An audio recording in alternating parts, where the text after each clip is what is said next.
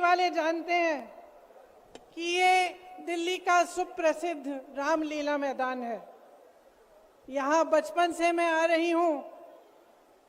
हर साल दशहरे के दिन यहाँ इसी मैदान में रावण के पुतले का दहन होता है।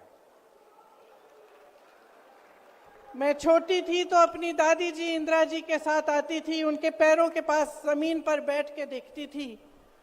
उन्होंने हमारे देश की ये प्राचीन, हजारों वर्ष प्राचीन गाथा जो रामायण है, भगवान राम जी की जीवन गाथा मुझे सुनाई।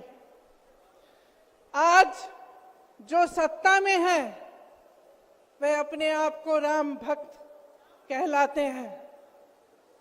इसीलिए यहाँ बैठे हुए मेरे मन में ये बात आई कि उनको इस संदर्भ में कुछ कहना चाहिए। मुझे लगता है कि वे कर्मकांड में उलझ गए हैं। मुझे लगता है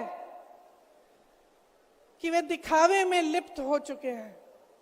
इसीलिए मैं आज यहाँ खड़े होकर उन्हें याद दिलाना चाहती हूँ कि वो हजारों वर्ष पुरानी गाथा क्या थी और उसका संदेश क्या था।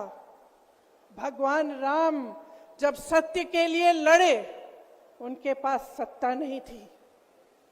भगवान राम जब सत्य के लिए लड़े, उनके पास संसाधन नहीं थे। उनके पास तो रथ भी नहीं था। रथ रावण के पास था, संसाधन रावण के पास थे, सेना रावण के पास थी, सोना रावण के पास थी। वो तो सोने की लंका में रहता था। भगवान राम के पास सत्य था, आशा थी, आस्था थी, प्रेम था, परोपकार था, विनय था, धीरज था, साहस था और भगवान राम के पास सत्य था। मैं सत्ता में बैठे हुए सरकार के जितने भी सदस्य हैं, अपने प्रधानमंत्री नरेंद्र मोदी जी को याद दिलाना चाहती हूं